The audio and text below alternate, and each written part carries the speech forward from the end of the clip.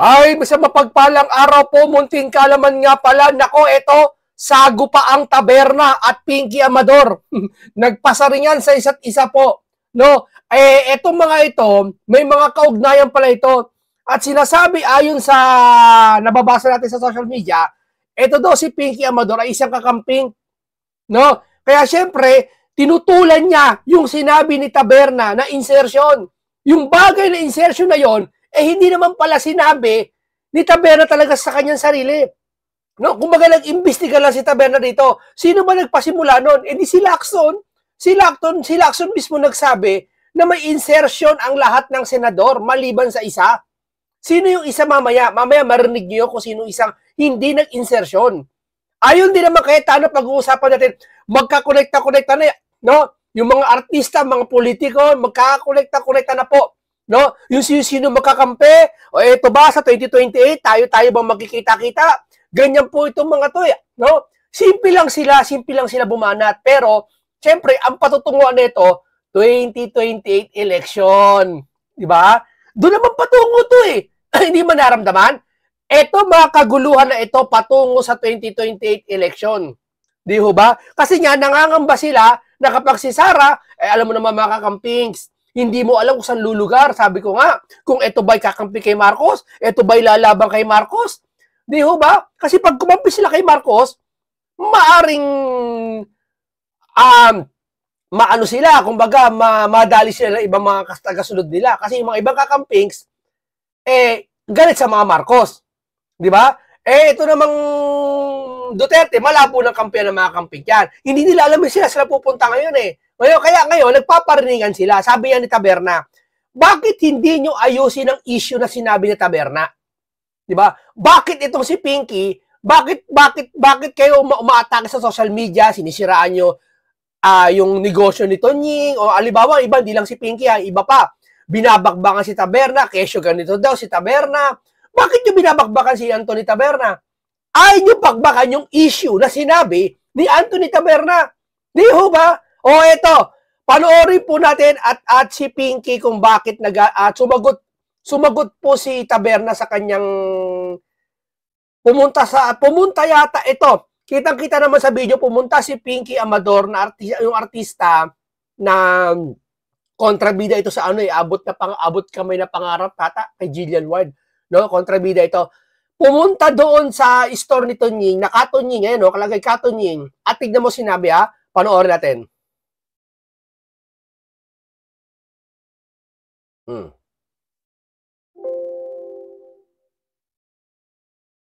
Bibili sana ako ng fake news. Ang sabi niya, bibili sana siya ng fake news. Yan pa siya, nag-ano pa siya, ganyan pa siya. No? Isa lang ibig sabihin nun. Halimbawa man, hindi man to nakaugnay kay Risa, no, na insertion, no, na sinabi ni, alam naman natin kasi, di ba, nagpasabog si Taberna tungkol sa insertion ni Risa. Di ba?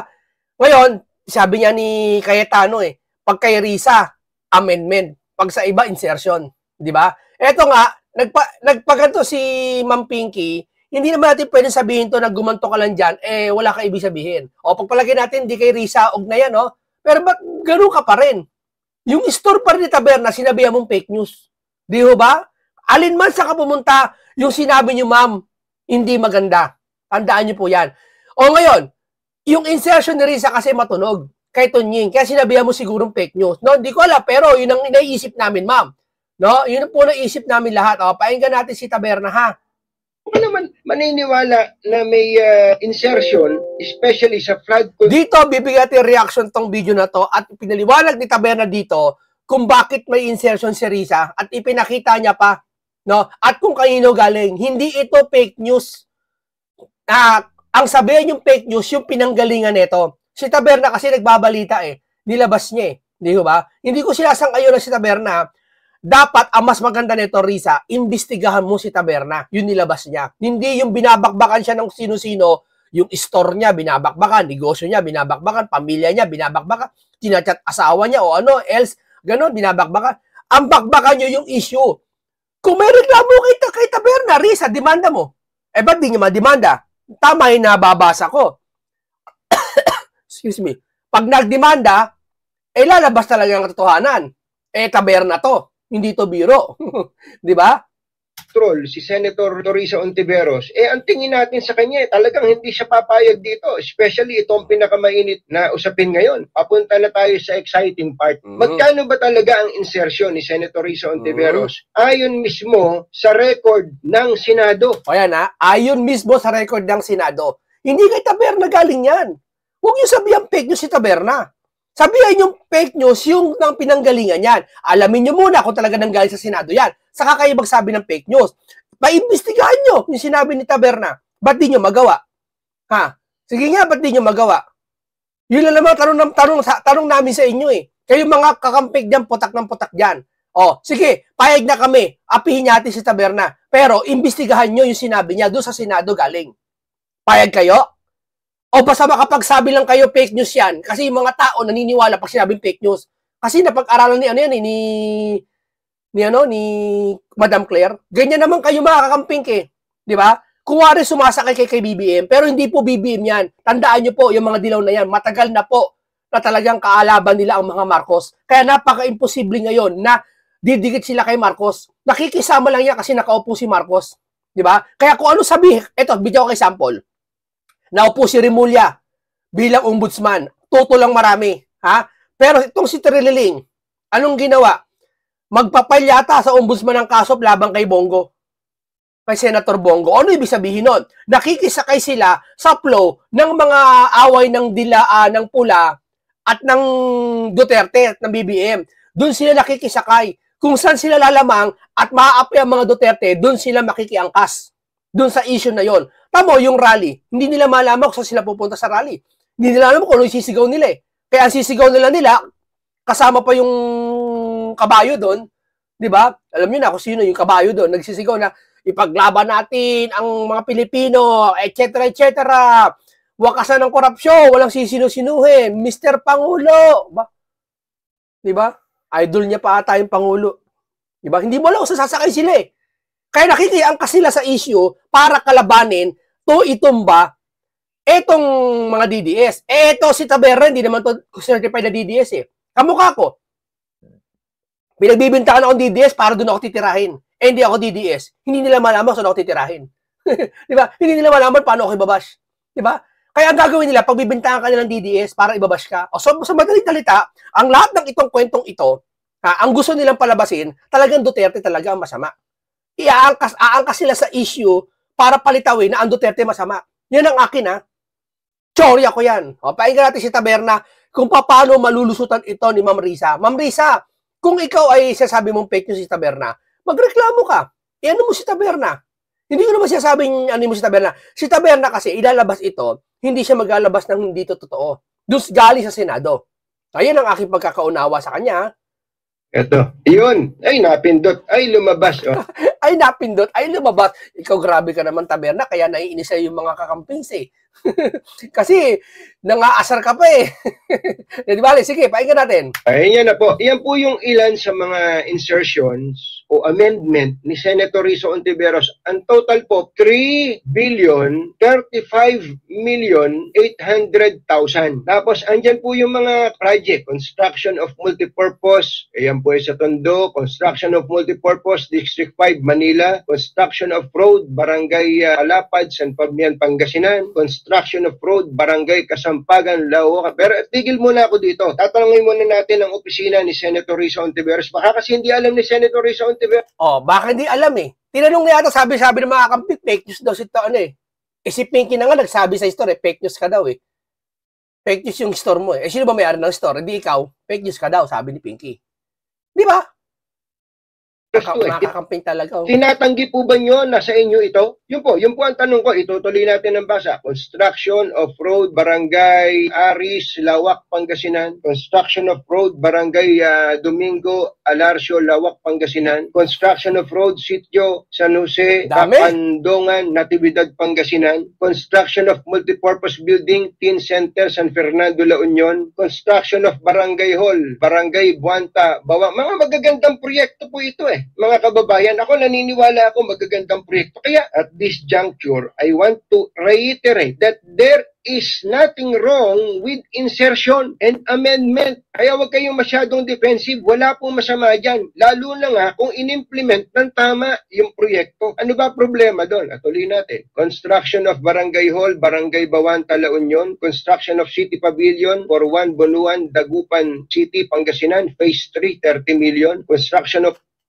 multipurpose building, Agri-Aqua building. Ang gaganda po nitong project na to. Into Training Center, Lingayen, Pangasinan, 25 million. Construction of multipurpose building, Training Center, Barangay Bicol Norte, Bayambang, Pangasinan, 20 million. Construction of Oben Saban Road at Barangay Gubkok, Tabuk, Kalinga, 25 million. Construction of road, Barangay Kabarutan, Kawayan, Isabela, 10 million. Concreting of road, Barangay Babaran, Itiaga, Isabela, 10 million. Construction of road, Barangay Garit Sur, Itiaga, Isabela, 10 million. Ito, flood control tong susunod. Construction of Sinili, flood control structure, Section 3 at Barangay Sinili, Santiago City, Isabela, 100 million. Yan po ay first page pa lang. Naku, first pa lang pala. Dami pa pala. Hindi, ito lang nga, makakamping ka. Masyado kayong defensive. Ha? Wala nga siya sabi sa tuning na masama. Walang masama sa insertion. Di ba? Sabi niya ni Franklin Drilon, dati senador, parehas lang amendment sa kasi insertion. Nilalaban naman ito ni School Bukol, samantalang sabagay, si School Bukol, anong asahan mo dyan? Nagtapos sa 1 bull yan eh. No? Yung isang kasama niyang best friend niya matagal na sa Senado, puro angas din. Si Boy Tago. Angas lang ang alam eh. Di ba? O eto ha. Anong masama sa insertion? Ang ganda naman pala ng insertion ni Taberna. Ang ganda oh. Kung na-implement. Tanong dito mga kakamping, kayo dyan. Ma'am Pinky, makinig din po kayo. Eto po ba fake news? Pakisagot po. Pag sabi mong fake news, madaling sabihin fake news. Ay, fake news yan. Sa bibig natin. Pero dapat ang fake news pinatutunayan sa dokumento. Kasi may dokumento siyang pinakita, oh. O, tama man tong maling dokumento na to, patunayan mo sa pamamagitan ng dokumento rin. Kasi malaking tao ka, Ma'am Pinky. Hindi ka basta ordinaryong tao. Sikat ka, kilala ka. Marami ka maimpluwensyahan. Marami ka mapapaniwala. Kung sakaling totoo man to, sinabi mong fake news. Yung store ni Taberna. Si Taberna may-ari ng store. Ngayon, patunayan nyo po, kayong mga kakamping, na mali ang sinasabi Taberna. Sino ba dapat magpatunay niya? Yung mga kakamping lang? Hindi. Yung mismong nasasakdal. Sino ba yon? Si Hontiveros. Patunayan mo na hindi totoo yan. At kung totoo yan, saan mo nagastos yan? Totoo ba yan na magkaroon ng ganyan mga yan? Ang dami, 15 million. Totoo ba yan? Ipakita mo. Kung may resibo, okay. Pahiya ba si Taberna? Hindi. Well, wala naman siya sinabi. Kasi lumalabas kasi parang guilty lahat eh. Parang guilty pag may insertion eh. Di ba? Oh. Ngayon, ano sagot ni Taberna kay Pinky pala? Ito sagot ni Taberna kay Pinky ah. Anong sagot ni Taberna kay Pinky? Ito, sagot niya. Ma'am Pinky Amador, wala pong fake news sa amin. Pero try nyo po ang malutong na mura pana rice crackers. Aba, malutong na mura. Parang double meaning yata to katunying niya. Di ba? Oh, di ba? Ano pa sagot ni Tunying? Ito. Tignan mo ha. Ito. Ma'am, kayo mga kakamping. Ma'am Pinky, makinig din kayo. Sisihin nyo si Lacson kasi siya nagayag neto. Tignan nyo ha. Patila yata ito nilaglag yata si Risa dito eh. Kasama ka rito kasi paigan nyo ha. Paigan si Taberna ha. Ito po yung umpisa ng lahat ng yan eh. Hindi ko... umpisa ng lahat ng yan. Hindi ko lang mawari kung bakit nabalikuan lahat. September 28. ABS-CBN News, Lacson, almost all senators in the 19th Congress inserted. Halos lahat. Ito ba, nagsalita si Taberna? Lacson, no? Updated, no? Nagsingit. Ginamit po niya yung salitang inserted. Insertion. Ang isiningit daw ay magkano? Around 100 billion worth of items sa 2025 budget. Laki niyan. Sige niya, Risa, demanda mo kung talagang fake news sila. Di ba? Pero ba't di magawa? Tanong ko lang, ha? Tanong ko lang. Budget. Alam nyo, nakausap ko si Senator Ping Lacson tungkol dito. Okay. At nagkasundo po kami, kaya almost all ang kanya ginamit. Sapagkat meron pong isang senador noong 19th Congress na hindi na naging parte ng deliberasyon ng budget ng 2025. Sino yan? Sino po yun? Sino? Sino po yun, mga kababayan? Sino nga? Si Senator Sani Angara, sapagkat siya po ay nai-appoint na DepEd Secretary. Tignan nyo. Siya lang hindi. So, sa madaling salita, lahat ng insertion na yan, meron lahat. Kasama ba si Risa doon? Kasama din! Sa madaling salita, mga kababayan, sa madaling salita, ang sinasabi ni Senator Ping Lacson, pag inalis mo si Sani Angara, lahat ng senador ng 19th Congress ay may insertion ng 2025 budget. Kasama po ba si Senator Risa Ontiveros sa lahat? Kasama siya lahat eh. Pag sinabi mo bang lahat may exempted, maliban doon sa isang kay Angara, di ba? Kayo makakamping. Kayo sumagot nito. Di ba? Basta makasabi kayo kay Taberna ng fake news eh. Makapanira kayo, pati pamilya niya, diadamay nyo eh. Di ba? Buti na lang andito ako. At nahuhuli ko mga kaanuhan nyo. Mga palusot nyo. Huwag tayong guilty. Huwag tayong umaktong guilty. Patunayan natin sa dokumento na wala talaga insertion yan. Sabagay, sabi yan ni Cayetano eh. Kapag si Risa, amendment. Pag si iba, insertion. Hindi na kayo magpagtataka niyan. Kasama po ba siya? Kasama! Pagka tinanong mo tong mga kakamping na matigas ang ulo. Titigas talaga ulo ng mga yan. Ang mga kakamping ko, ito lang kumikilos sila. Ito nakikita namin na pananaw namin sa mga kakamping hindi naman lahat kasi may mga kakamping talagang nagbago na yun. Ang tingin nila sa sarili, ang tingin nila sa sitwasyon, Duterte lagi siya nakapokus. Pupokus sila sa mga Duterte, ay masama yan, ganyan. Pati lahat nakakampi ng Duterte, masama sa kanila. Sila lang mabuti sa sarili nila. Hindi ba? Yan ang mga kakamping. Sasabihin na, hindi kasama. Si Senator Ping Lacson ang nagsabi niyan eh. Tila yata nilaglag yata ni Lacson dito ng mga senador. Di ba? Para dito, lumalabas, para nilaglag ni Lacson si Risa. Diba? Tatamaan si Risa nito eh. Baka nakalimutan ni Lacson, nakakampi niya si Risa yata, di ba? Kabebs niya eh. Ka-classmate niya sa Senate eh. Sila magkakausap lagi doon eh. Di ba? Sabagay, sabi ni Lacson, wala siya sinusisinuhin. Siguro sa senador lang. Pero si Romualdez, sinisino niya. Di ba? Si Senator Ping Lacson po. Kaya, kung ang pinag-uusapan natin dito dapat nyong awayin, bagamat okay lang din naman na awayin nyo po ako. Okay lang din naman na awayin. Pero, awayin nyo naman ako sa issue. Yun, maganda doon. Awayin nyo naman ako sa issue. Bakit kayo makakamping, lalo ka na Ma'am Pinky, at lalo ka na, kayo hindi naman si yung mga kakamping na matigas ang ulo, si Risa din kasama. Bakit hindi yung awayin hindi man si Risa, makakamping na lang. Kasi si Risa, dokumento yan eh. Patunayan mo, Ma'am Risa, sa dokumento na sinasabi nito niya yung fake news. Kung fake news si Taberna, choice nyo magdemanda. O kayo makakamping dyan, sampataya, nagtatawag pa sa sa social media, ipagtanggol si Risa, tawag doon? May tawag doon eh. Justice for Risa na pinabibintangan siya ng ganito. Patunayan nyo. Huwag nyo sasabihin na, ay, hindi totoo yan. Madali po kasi sabihin yung word na fake news. Fake news yan, hindi totoo yan. Pero, patunayan nyo in the dokumento. Di ho ba? Ito, pag awayin nyo naman ako sa issue, wag sa mga store niya, sa pamilya niya, kesyo ganito niya, yung sinasamahan niyang religion, lahat inaaway nyo eh. Bakit? Wala ba kayo maibubutas dito? Balik natin sa issue nyo, yung sa issue neto. Sa issue. Tulad nito, si Senator Ping Lacson nagsabing lahat ng senador, kasama doon si Senator Risa Ontiveros, may insertion. Kasama ka doon, may insertion eh. Diba? Huwag mo nang itanggi. Ito pa, katunying. Ito. Ituloy natin to, ha? 10 million. Ito, flood control tong susunod. Construction, cities, billion. Hindi tayo magkain. Ito. Bigyan natin reaction to kay Cayetano. Ito, connection. Sabi ko kasi na, connectado na lahat ng pag-uusapan natin dito. Kasi involved na marami. Pero, ito na naman tamo Totoo siya sabi nito ni Cayetano eh. Hindi yan ngayon eh. O, bakit pag grupo nila ang naglagay, insertion yon. Pag grupo nyo, amendment yon. Diba? So, sabi ko nga, nung bata ako, tinanong ko sa yaya ko, Yaya, bakit pagka nagkakasakit ako, sabi mo, hika? Bakit sa mga kaklase ko sa high school, asthma daw? Sabi nung yaya ko, kasi mayaman yung mga kaklase mo. Pag mahirap, hika yan. Pag mayaman, asthma yan. So, bakit kapag kasi Risa, amendment yan, hindi insertion.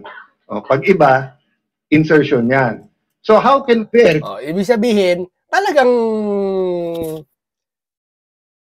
pagkalaban, insertion. Pero pagpapabor sa inyo, amendment. Kaya itong si Tuta Soto, sinabi niya ay, magkaiba yan. Kalaban niya si Drilon. Sila nga magkakamakampick yata, away-away na Hindi naman kakampik ata si Soto parang gano'n na rin Di ba? Eto mga to, sumisimpat siya sa isa't isa lang patutunguhan tulad ng sinabi natin kanina 2020 election lahat ng itong dramang ito. Niwala kayo.